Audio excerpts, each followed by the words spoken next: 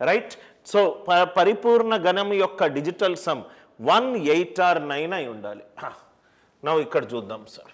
8, 7, 8, 8 ఏ number తోటి multiply చేస్తే నాకు ఆన్సర్ పర్ఫెక్ట్ క్యూబ్ వస్తుంది, పరిపూర్ణ గణము. చూద్దాం డిజిటల్ సమ్ తోటి ఫస్ట్ ట్రై చేసి చూద్దాము. నౌ ఫస్ట్ దీని యొక్క డిజిటల్ సమ్ ఎంత సార్? 8, 7, 8, 8 24 + 7 31. 31 అంటే 4. 8 + 7 15, 15 + 6 31 అంటే 4. ఫస్ట్ ఆప్షన్ 4 వేస్తే 4 16. 16 డిజిటల్ సమ్ 7. పర్ఫెక్ట్ క్యూబ్ అయితే దాని డిజిటల్ సమ్ 1, 8, 9 అయి ఉండాలి. కాబట్టి 7 కాదు. Next 4 2s are 8. 8 అయ్యే ఛాన్స్ ఉంది. 8 అయ్యే ఛాన్స్ ఉంది. 4 6s are 24. 2 + 4 6. ఇది ఛాన్స్ లేదు. 4 18s are 18 అంటే 9.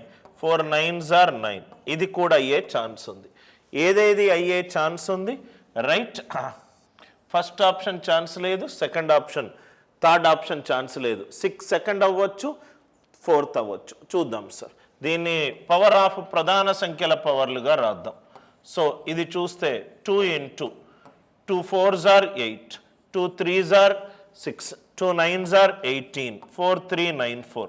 2 × 2 × 2 2s are 4, 2 19s are 2 7s are. ఇది 2 స్క్వేర్ ఇంటూ ఇది ఏమవుతుంది సార్? 2197. 2197 అంటే 13 క్యూబ్. ఆల్రెడీ ఇక్కడ పవర్ ఆఫ్ 13 3 గుణిజం అయింది అంటే 2 స్క్వేర్ అంటే ఇంకో ఇంటూ 2 తోటి లబ్ధం చేయాలి. ఇంటూ 2 తోటి లబ్ధం చేయాలి. చూడంగానే మనము ఆప్షన్ 4 అని తప్పని చెప్పొచ్చు. ఎందుకు అని అంటే 8 7 8 8 ఇంటూ 18 చేసామనుకోండి, ఇది 3 తోటి భాగింపబడట్లేదు. 18 అనేది 3 స్క్వేర్ ఇంటూ 2 అంటే ఇక్కడ పవర్ ఆఫ్ 3 ఓన్లీ 2నే ఉంది. పవర్ ఆఫ్ 3 మల్టిపుల్ ఆఫ్ 3 అయి ఉండాలి.